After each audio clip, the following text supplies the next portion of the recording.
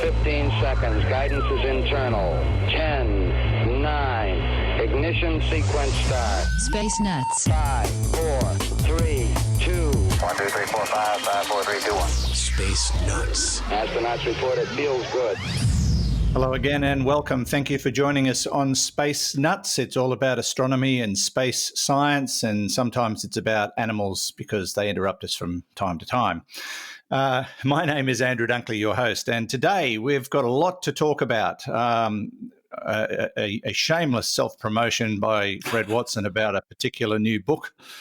We're also going to talk about a new exoplanet. Now, we've found thousands of them so far, but interestingly, they've all been in our galaxy until now, perhaps. We'll talk about that. There was a mystery signal identified late last year. We think we know what it is, and it's not very exciting at all. Could be a broken microwave. Now, we'll have to tell that story now that I've mentioned that. And we're going to tackle 3 audio questions today, one on dark matter. Shocker. Another that I found most interesting, though, about niche locations where we could live if we ever had to leave Earth, or maybe if we want to expand, when Earth's just too small for how many people there are. And asteroid mining. That's all coming up on this edition of Space Nuts. And joining me, as always, is Professor Fred Watson, astronomer at large. Hello, Fred. Good day, Andrew. How's it going? How's it going over there in Dubai? Well. It's going very, very well, yes. Enjoying freedom after all that lockdown stuff. Yep. And funny thing is, Judy and I went out on Sunday to do a bit of shopping on the other side of town where we haven't been for over 2 months. And we drove through an intersection that's been rebuilt and we didn't recognise it. Yeah.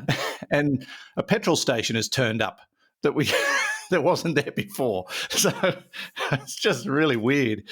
And it's a couple of kilometres away. So it's not far down the road, but we just haven't been able to go anywhere near that. So it's been bizarre. I'm sure other people have experienced similar things.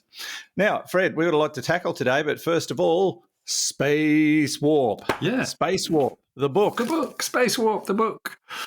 Has that been officially launched now? Not until next Monday, the 1st of November. That's when it comes out.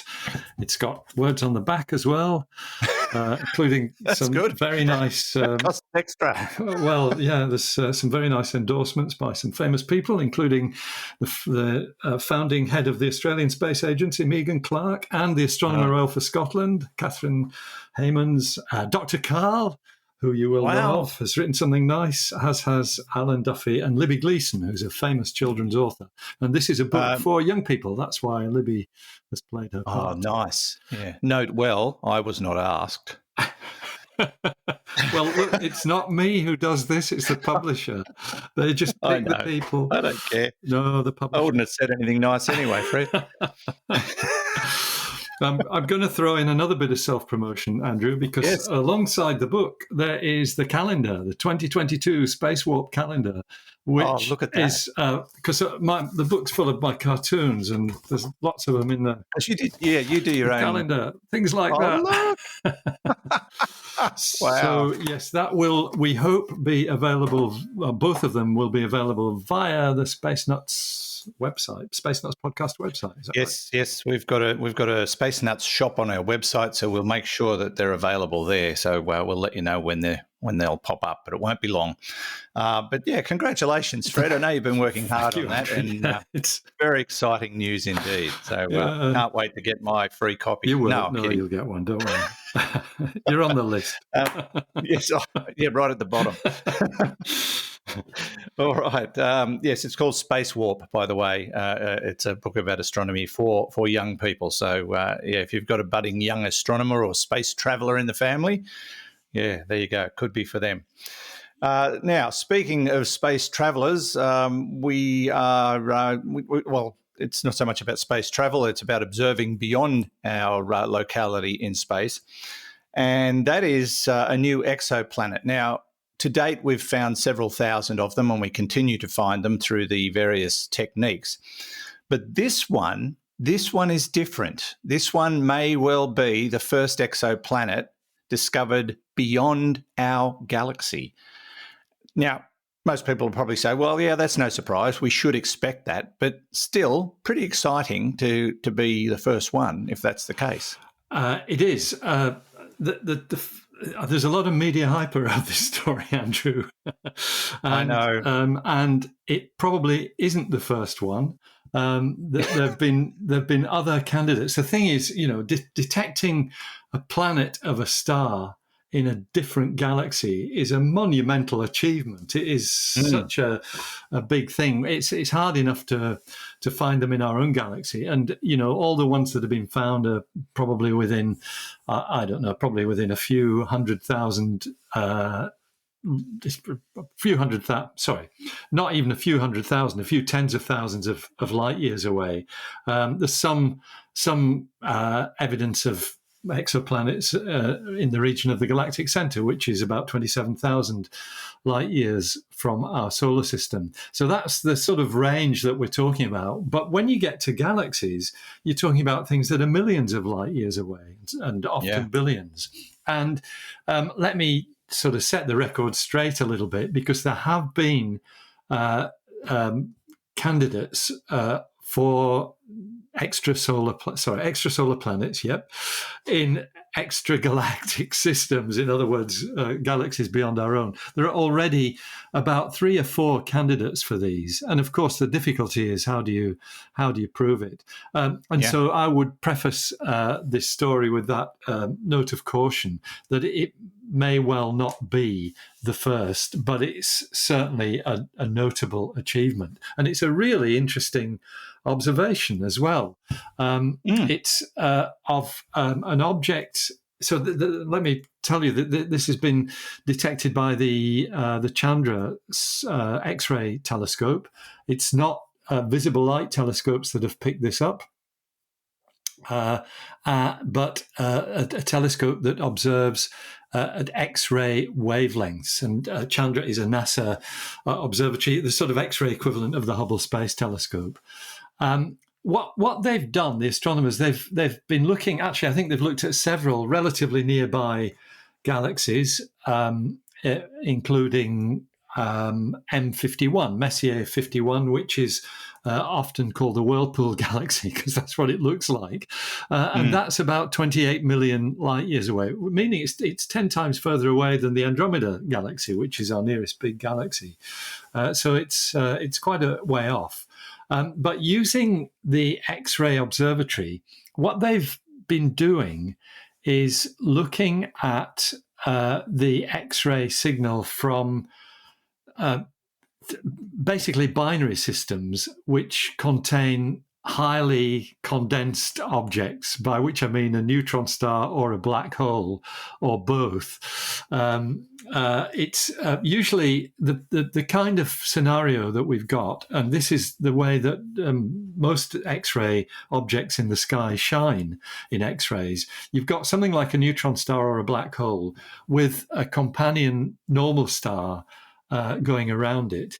And the gravitational pull of the neutron star is pulling stuff off the companion, and it's basically that material whizzes around the neutron star or black hole.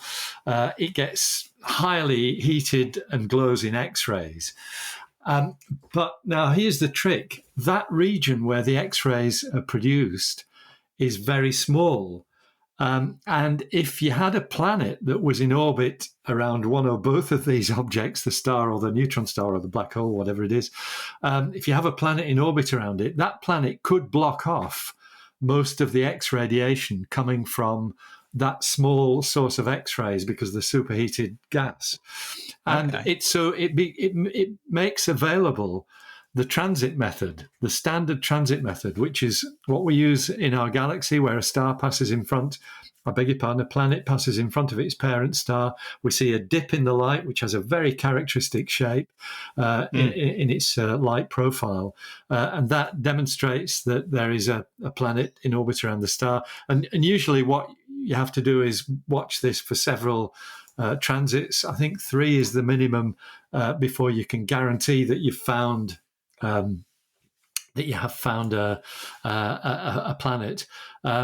This is slightly different because the X-ray source, unlike the parent star of a planet in our galaxy, which is much bigger than the star, so all you get is a dimming of that star's light. I beg your pardon. It's much bigger than the planet. I'm sorry, get the words right. The star is much bigger than the planet in our galaxy, and so as the planet crosses in front of the star, it's like the starlight merely dims. But with this situation, the X-ray source is smaller than the planet, and so when the planet passes in front of it, it basically switches off the X-rays. Wow. And then they come back on again. Yeah.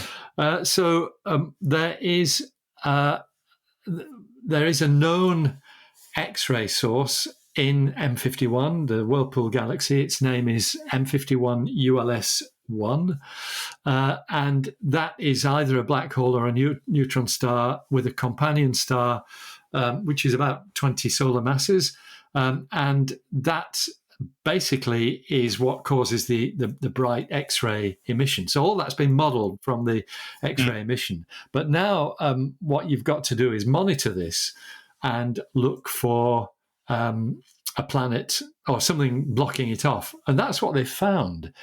It's basically a dimming of the light. It lasted about 3 hours when the X-ray emission fell to 0. And so that's what they are interpreting as a planet around M51 ULS1. And they guess it's about the size of Saturn and think that it would orbit the black hole or the neutron star about twice as far away from the neutron star as Saturn is from the sun. Right. The really depressing bit, Andrew, is that based on those calculations, the next time it's going to block out the light of the X-ray source is in 70 years. So we've got a long wait before you can actually guarantee that this is definitely a planet. That's frustrating. Yeah, very frustrating. It's been, other people have suggested maybe it's actually a cloud of gas and dust that's passing in front of the X-ray source. They say that the characteristics of that dimming of the light or the X-rays from M51 ULS1 is more consistent with a solid object like a planet. There's a very nice comment by one of the authors who's at Princeton University in New Jersey. We know we are making an exciting and bold claim, so we expect that other astronomers will look at it very carefully.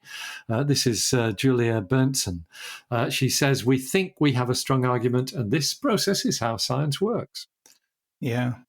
It must be frustrating when you find something and then realise you're going to have to wait 140 years to get an absolute confirmation. Yeah, that's right.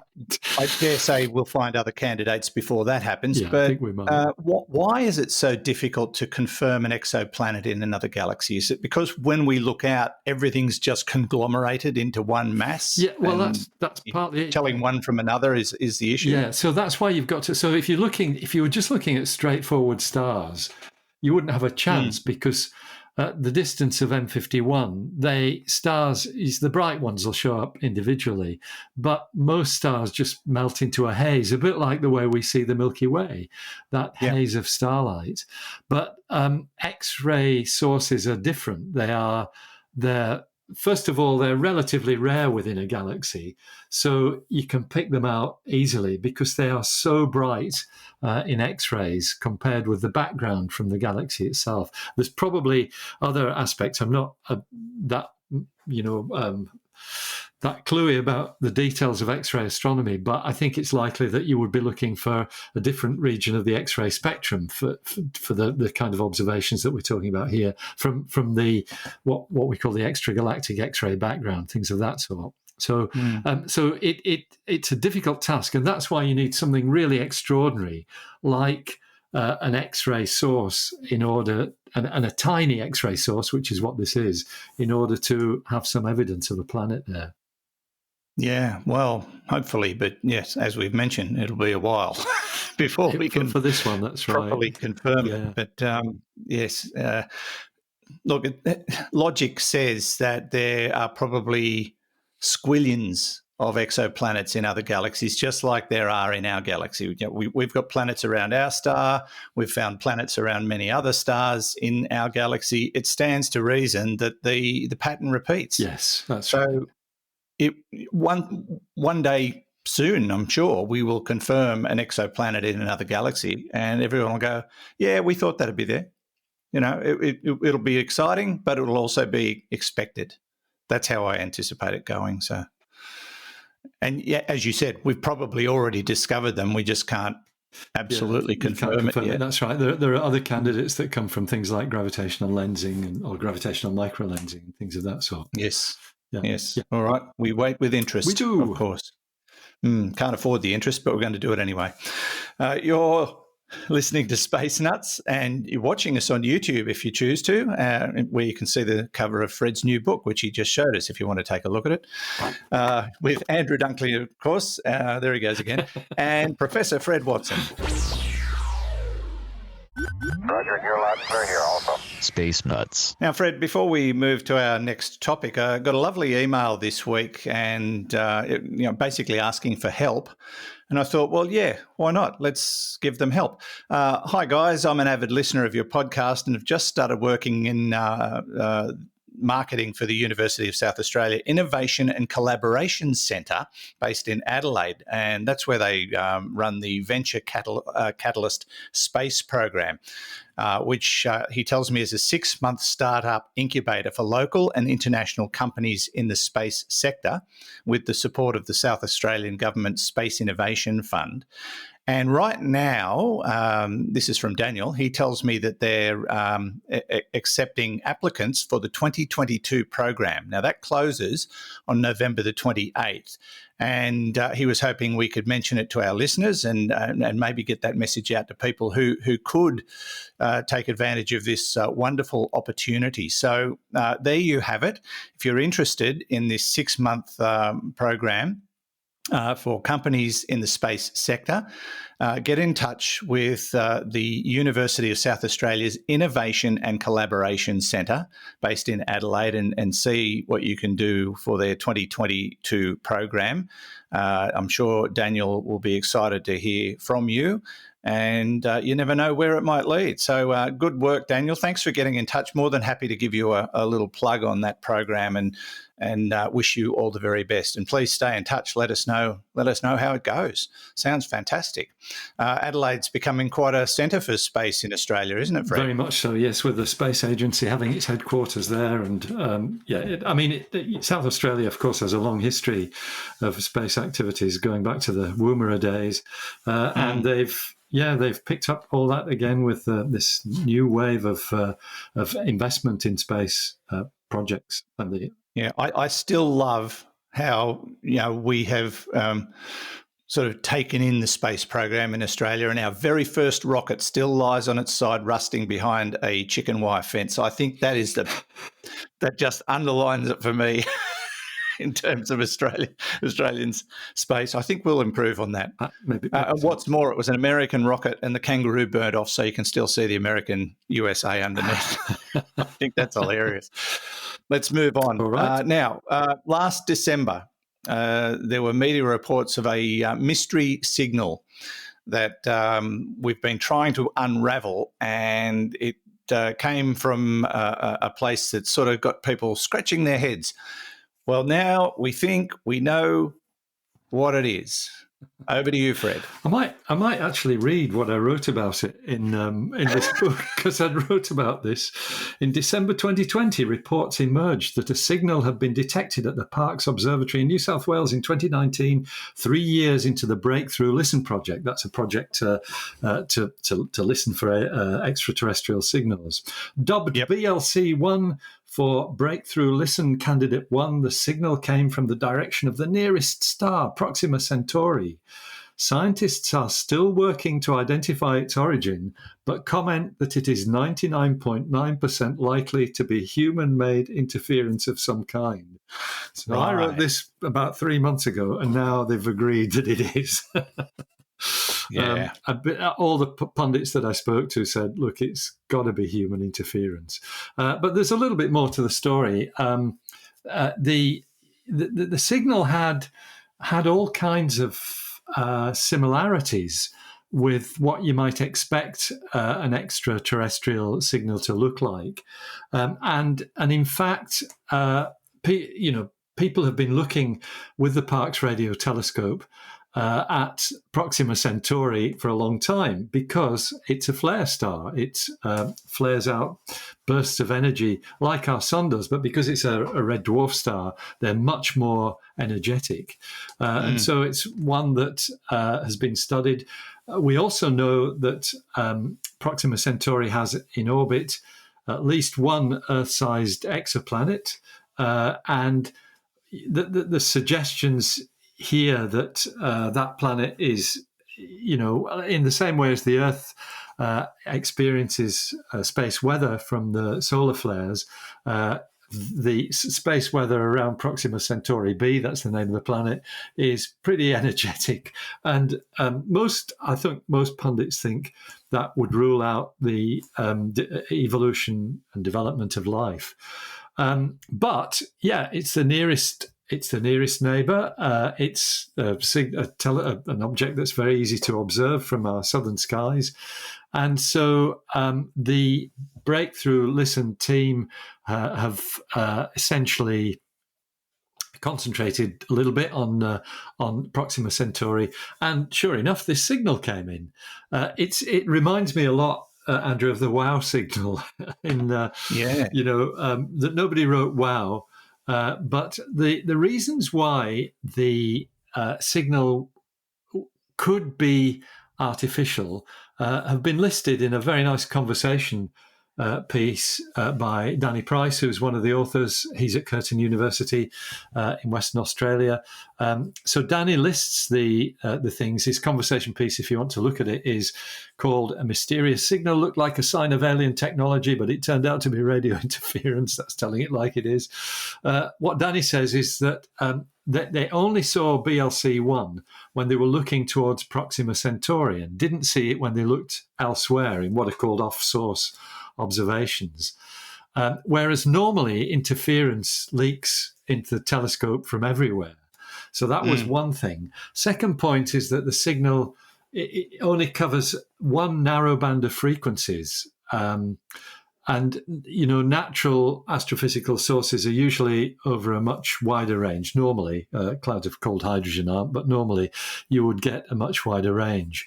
And the thing that really made it intriguing was that the signal drifted in frequency over a 5-hour period. And that's sort of what you would expect from a signal coming from a planet orbiting another star because of the Doppler effect. You get this Doppler shift because of the relative movement between the Earth and the star. Actually, the Earth's movement as well contributes to that.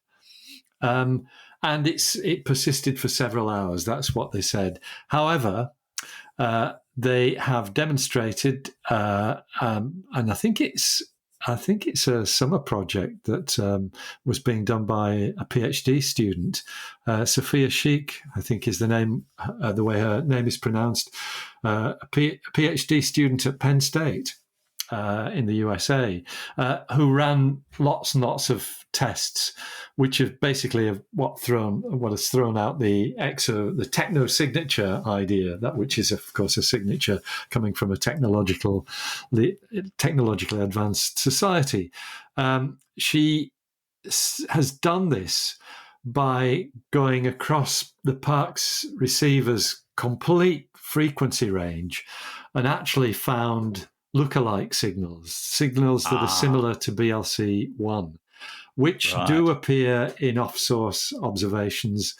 And so it suggests that it's actually some sort of peculiar radio interference. And what they're saying, and this is me quoting directly from Danny's article, we don't know exactly where BLC-1 was coming from or why it wasn't detected in off-source observations like the lookalike signals. Our best guess is that BLC-1 and the lookalikes are generated by a process called intermodulation, where two frequencies mix together to create new interference. If you've listened to blues or rock guitar, you're probably familiar with intermodulation. I have to say, when I'm playing blues guitar, I don't intermodulate, Andrew, as you'd expect, mainly because I don't use an amp. I'm purely acoustic. When a guitar amp is deliberately overdriven, i.e. when you turn it up to 11, intermodulation adds a pleasant sounding distortion to the clean guitar signal. So BLC1 is perhaps just an unpleasant distortion from a device with an overdriven radio frequency amplifier. Well, that's disappointing. It is, isn't it? But not unexpected. It reminds me of a story, and I can't remember the details, but some years ago there was some kind of discovery made, and then they eventually figured out it was like a broken microwave oven. Yes. Do you remember that? Yeah, it wasn't broken. And this is Parkes as well. Right. Yeah, so this was in the early history of the detection of fast radio bursts, which are signals that last a few milliseconds, which are now generally thought to be coming from flares on neutron stars. I think that's the consensus these days.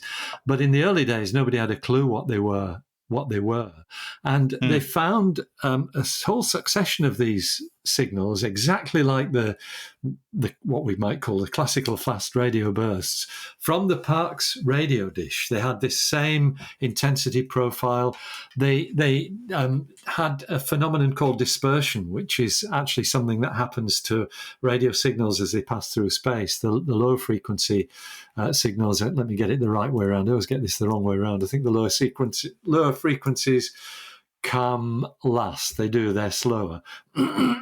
So that's dispersion as they pass through space. And these signals at Parkes mimic that. They had the dispersion. So everybody thought they were natural, except for one thing, cosmic, coming from space. Excuse me, except for one thing, which is that they all always turned up at lunchtime.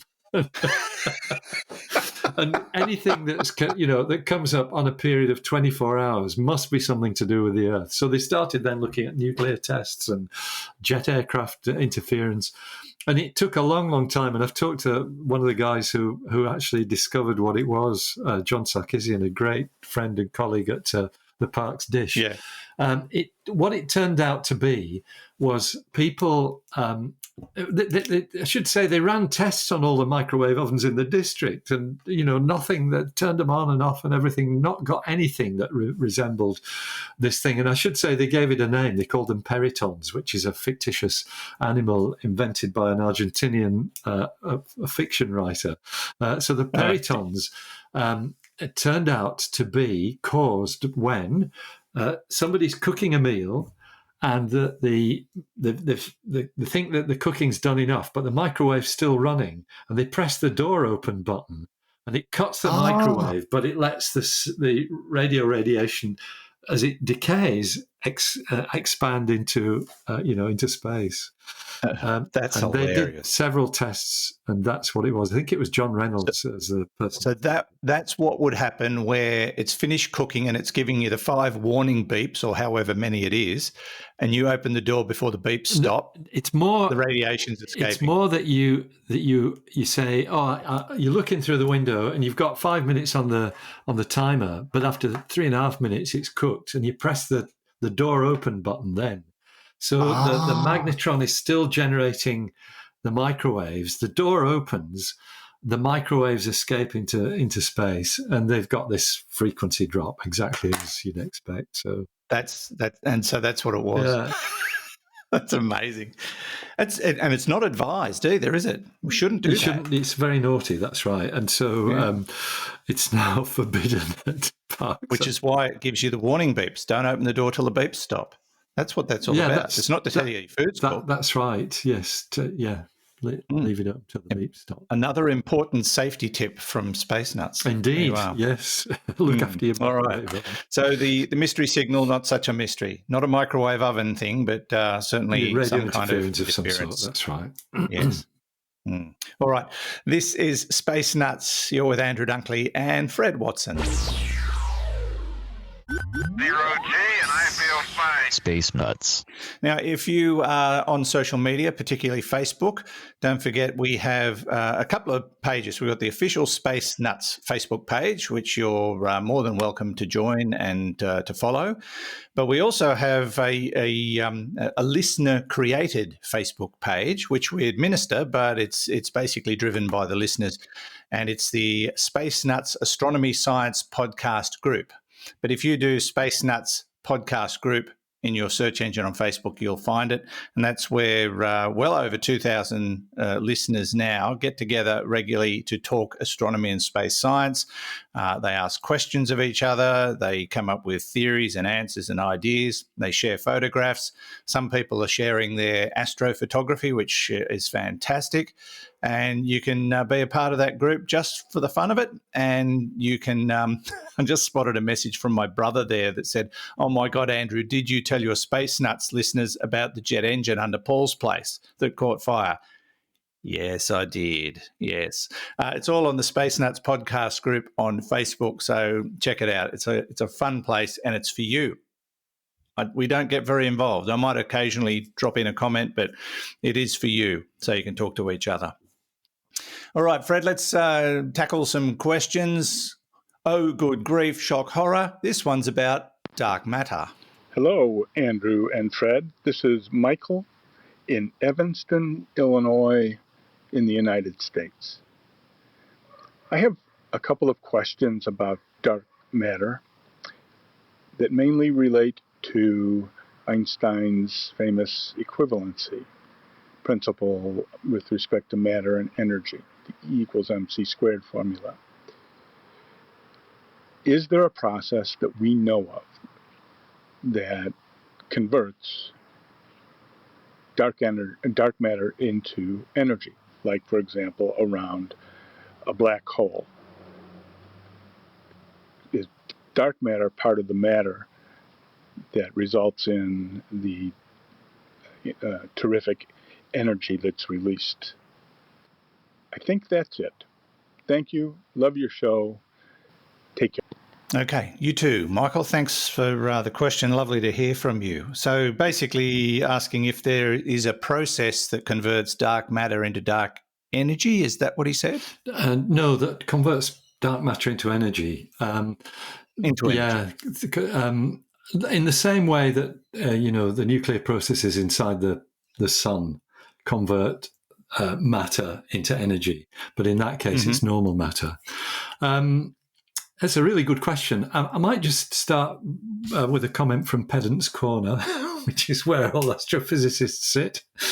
Einstein's equivalence principle is not about matter and energy. It's not about E equals mc squared. It's actually about something different, and it's what led to the general theory of relativity. It's the equivalence of gravitational and inertial mass. In other words, that it's the thing that leads to the idea that gravitation behaves like an acceleration. That's the equivalence principle, I think formulated in, if I remember rightly, I think he thought of it in 1907 and formulated it in 1912 in its detail. But it was in 1905 that E equals mc squared was written down. That's the equation that, exactly as Michael says, relates the mass of an object to its energy content. That's the best way to put it. And you and I have discussed some of the few instances of converting it the other way around, going from energy to matter, which can happen in particle accelerators, I believe. That's in the past when we've talked about this, Andrew.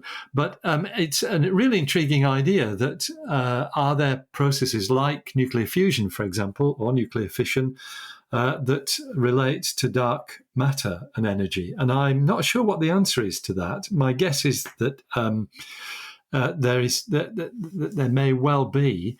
The reason why I say that is that people have put forward suggestions that if you have dark matter particles colliding, they can annihilate, and what you get is gamma rays.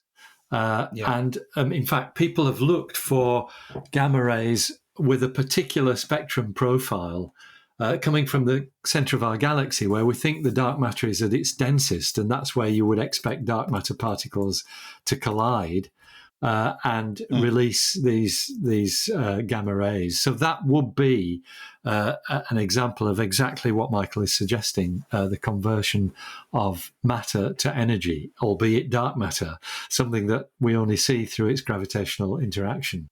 But so far, there haven't been any detections of gamma rays with the particular profile that would be expected from annihilating dark matter particles. Okay. So the mystery continues. It does. All right. Thank you, Michael. Again, lovely to hear from you. Let's move on to a question from Patrick. Hello, Andrew and Dr. Fred.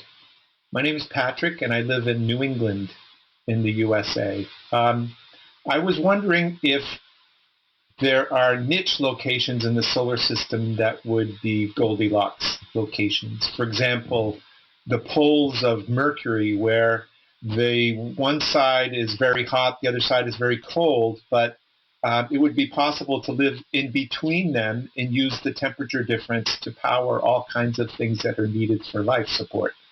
I'm also thinking of the same thing in other places. So if you could just go through the solar system and tell me where people might be comfortable, that would be great. Thank you.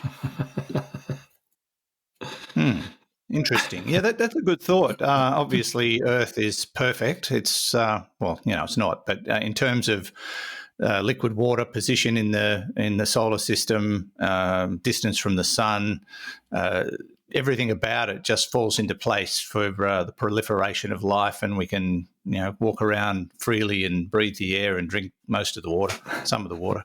But if we were to move somewhere else, we would have to find niche locations that would be amenable to a reasonable existence. How do we find them, and are there any that are, the way he describes? Well, you're right, Andrew, that the Earth is perfect. That's because we evolved here. Yes. And there's nowhere else that's got the same atmospheric pressure and chemical compositions in its atmosphere, as well as the right gravitational force and the right temperature. I think what Patrick's referring to is what we call the Goldilocks zone, the idea that there is a region around every star where the temperature is not too hot, not too cold, but just right for liquid water to exist.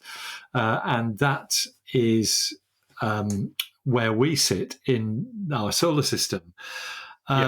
But yes, niche Goldilocks zones. I think Patrick's right about the terminator region of Mercury. That will be an area where the temperature, the radiative heat from the sun would make for a more benign surface temperature than either the sun-facing side or the dark side. The trouble is, of course, Mercury does rotate on its axis, albeit slowly, and that position changes.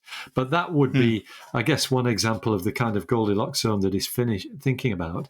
Perhaps a more interesting one, though, is the upper atmosphere of Venus, where Venus's surface temperature is 460 Celsius or something. But when you get high in the cloud deck, both the pressure and the temperature become much more amenable to life forms. And that's why there was all that excitement last year about the detection of a supposed radio signal from phosphine in the atmosphere of Venus, because phosphine is a bit of a biomarker. It's not a guaranteed one, but it's got a suggestion. In fact, that has now gone away. I think the signal turned out to be probably, was it carbon monoxide, I think, rather than phosphine. Anyway, it's one of those things. It's still a bit controversial, but it's it was thought to be perhaps the first signs of life in the upper atmosphere of Venus. We don't think that's the case now, but the fact remains that Venus's upper atmosphere may have conditions which would be suitable for life.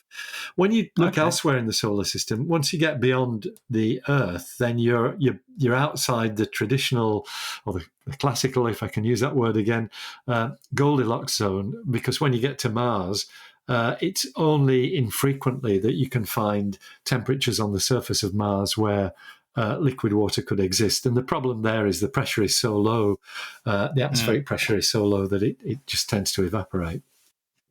I was thinking, though, slightly outside the box.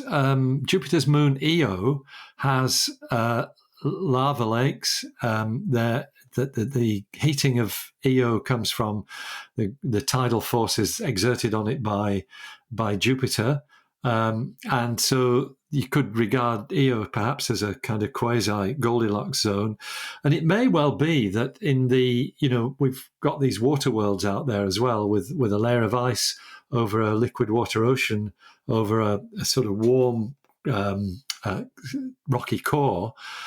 Maybe in those oceans there are temperatures that approach the temperature at which living organisms could form. It's the internal heating and the pressure of the ice above that gives rise to the fact that the water is still liquid. It's probably still very cold, below what we would normally think of as freezing point. But if there are minerals in there like perchlorates that act as natural antifreeze, plus this pressure effect reducing the freezing point, maybe there are creatures that could survive those conditions.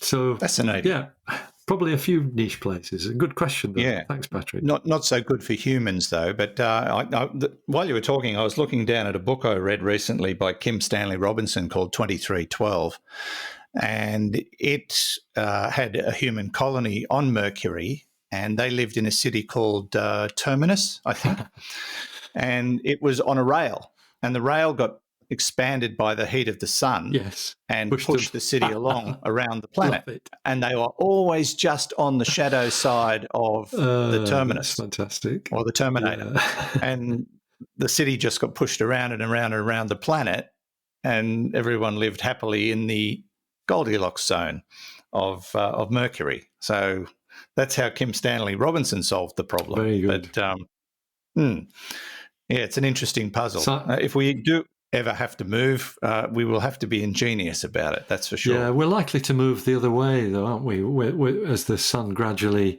expands into its red giant phase, we're going to be... Yes, we definitely need to go the other way. Yeah. So, yes. Hopefully by then, if humanity still exists, we'll be able to go beyond our own solar system and perhaps beyond our own galaxy and get out there and find something like Earth that would be worth living on. There's got to be one somewhere, surely. You would think so. Time will tell, but maybe not in our lifetime. All right, one final question. We'll throw in a bonus question today. I'm not sure who this is from, but I know they're in Melbourne. Hello, Fred and Andrew. I just finished listening to your latest All Questions episode, and I thought I really need to get my own question in before singing becomes the norm, and I am forever excluded due to my musical ineptitude. I'm curious about the orbital dynamics of asteroid mining. Moving rocks just to mine out a tiny proportion of their contents is very expensive, and if you do it in space, even more so. Why not crash a bunch of asteroids into the moon and mine the fragments we want? Friend of the program 16 Psyche comes to mind. Can we cheaply and reliably knock 16 Psyche off its orbit in such a way that it will graciously impact the moon? Or would we vaporize all the interesting stuff? Would it be better to make it enter low Earth orbit? Can it be done safely?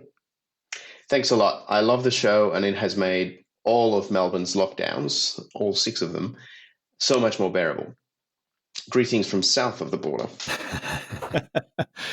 Lovely to hear from you, and so pleased that you're out of lockdown now, I believe, or very soon. And yes, the most locked down city in the world, as it turned out. So yes, it must be an incredible relief to be out of jail. Could we crash 16 Psyche or any other asteroid into the moon by glancing it off its current path and then mining the refuse? Is that feasible? Is it a good idea to crash stuff into the moon? No, it's not. I mean, we've done it with spacecraft, let's be real, but something as big as an asteroid? Yeah. Yes, so 16 Psyche, one of my favourite asteroids, because I did research on its orbit when I was a master's student 100 years ago. We now know it's a metal asteroid. We know it's 200 kilometres in diameter, and there's absolutely no way that with present technology we could move that from its orbit in the main asteroid belt. Far too massive.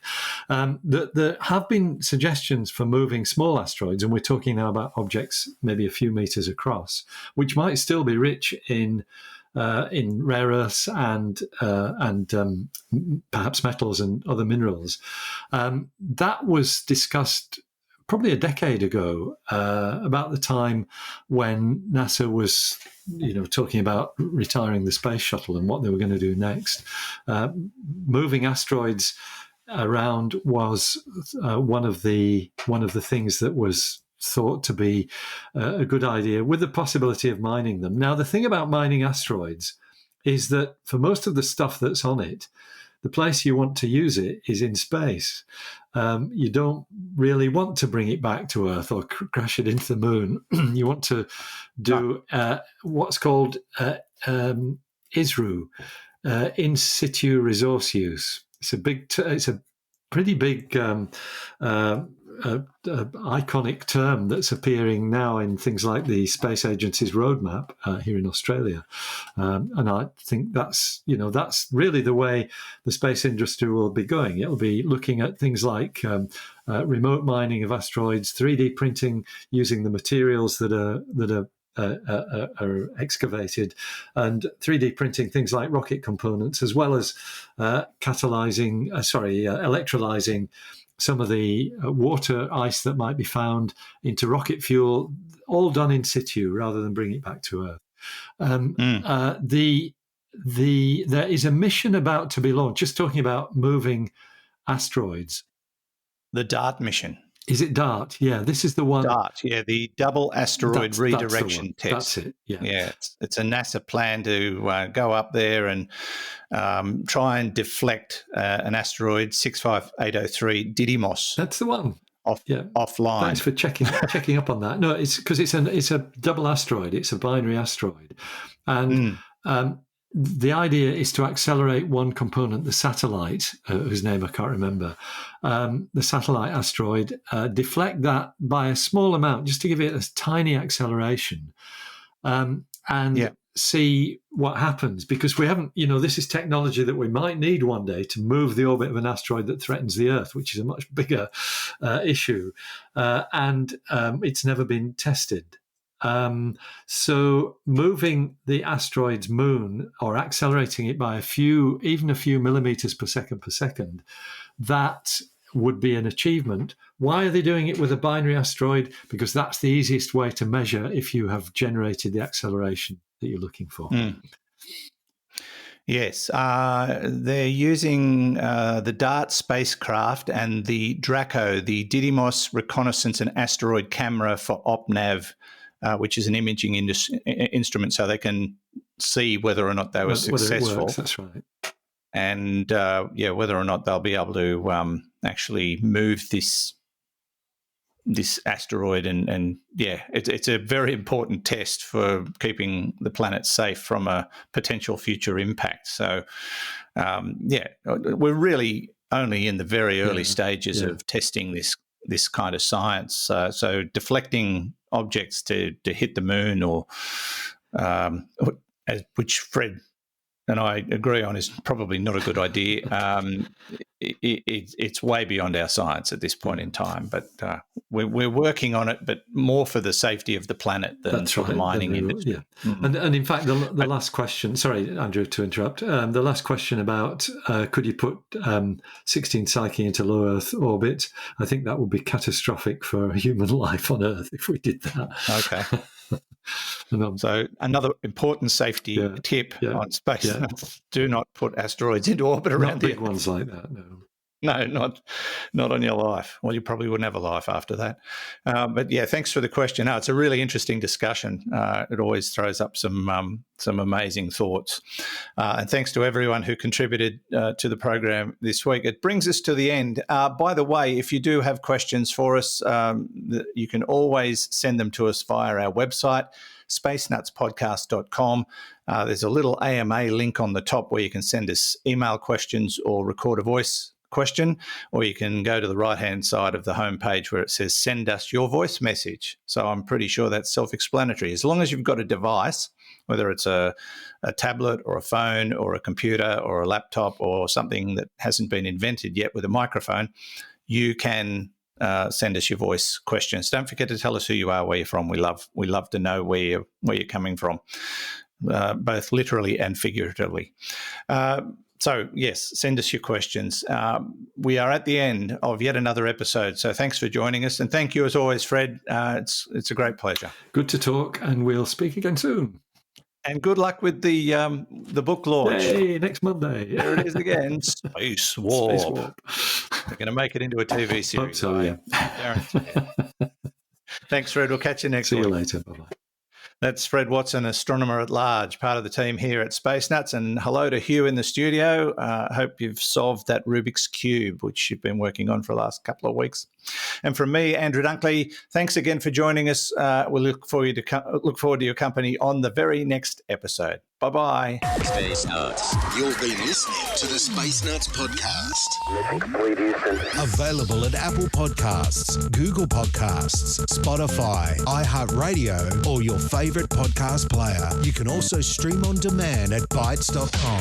This has been another quality podcast production from Bytes.com.